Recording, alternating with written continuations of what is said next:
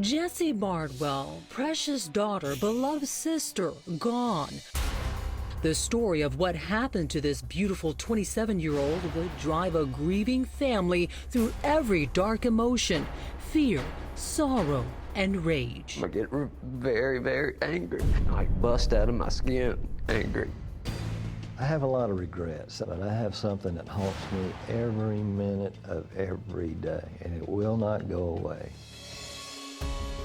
Since Gary Bardwell first laid eyes on his little Jessie, this dad and daughter were inseparable. You and Jessie were close. She was Daddy's little girl. She was. From the time she was born, I still have a back ache from Jessie wanting me to hold her. You know, she would jump up when she was 6 years old, want me to carry her. It's a bond that stays strong as Jessie grows to be a beautiful, silly, and very independent young woman. She was so beautiful, inside and out. She honestly was a special person. Jessie and her brother Brandon are just as close, like peas in a pod. She always had my back, and I always had her back. She would worry about me like my mom or dad would. But this young lady with a passion for life also has a maverick streak. She was adventurous. She was very independent. I think part of that got to her in the end, being independent and so trusting. At first, the free-spirited Jessie does everything to put her dad at ease. She would call me before she went to sleep or text me, "Dad, I'm okay."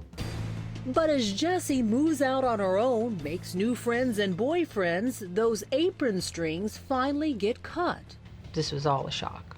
It was a huge shock.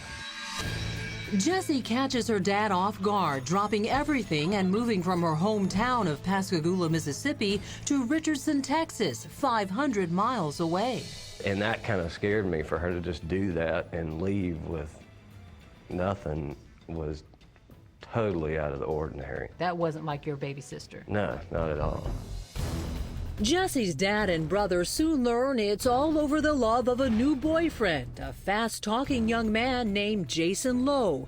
And Gary doesn't trust this kid on sight. So you met him after your daughter had already moved and been living with him for 4 months? Mm-hmm. And what did you think of Jason? I thought he was just a piece of work. He was just full of crap. Jason tries to impress Gary with tales of an adventurous life, including a stint as a Navy SEAL. And it was a lie. And I just rolled my eyes. I said, there's no way this guy's ever even thought about being a Navy SEAL. And Dad's sinking feeling only grows stronger when Jessie's daily texts and phone calls from Texas slow to a trickle. When she moved to Texas, everything stopped.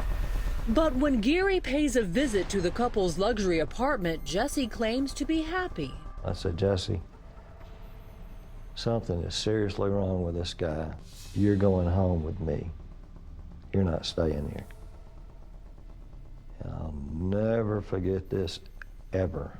She said, Daddy, there's nothing you can say or do to make me go home with you. I'm staying with Jason. Do you think he forcibly took her or mind control? Mind control. That mind control continues with Gary's every attempt to reach Jessie. Calls where it's Jason who picks up the phone. I said, let me speak to her. Why are you answering her phone? Well, she's really upset right now, and she really misses you, and she's really upset. But Gary isn't buying it for a minute. It's the dad's intuition, and it keeps him up at night. I had a dream that Jessie was killed. You had a nightmare. I honestly had a nightmare that Jessie was no longer on this earth. That's the thing that haunts me every day. And my gut told me to go out there because something was wrong. And I would call and say, Jessie, I'm leaving in the morning to come out there. Oh, Daddy, please don't come out here. Everything is fine. Then, after the holidays in 2015, everything is very far from fine. Jessie is pulling farther and farther away from her family. There's almost no contact. Something changed after that Christmas 2015 because she wouldn't answer my calls. I suspect something's wrong. We decided If she didn't call on Mother's Day, something bad had happened. Gary's worst nightmares seem to come true. Mother's Day comes and goes with no contact from Jessie. I was freaking out. And when it's Jason once again answering Jessie's phone, Gary's concern explodes into anger. Let me know, let me know what's going on. Or I'm gonna come out there and there's gonna be trouble. Jason said, you better not come out here with an attitude. If that's a threat, it won't keep Gary away from his daughter. We'd finally had enough. Gary loads up his truck and drives 11 hours straight to the city of Richardson, Texas. But what he finds finally drives this devoted dad into utter panic and terror. I said, Jason, I do not want to talk to you. Where is she? And he would just scream, I don't know where she is. What was your dad since telling you? I'll never see Jessie alive again. Next, a desperate dad comes to the rescue. Told my wife to take my gun and hide it from me. But is it too late? When your detectives searched the garage, what hit you when they walked in? I told my wife to take my gun and hide it from me.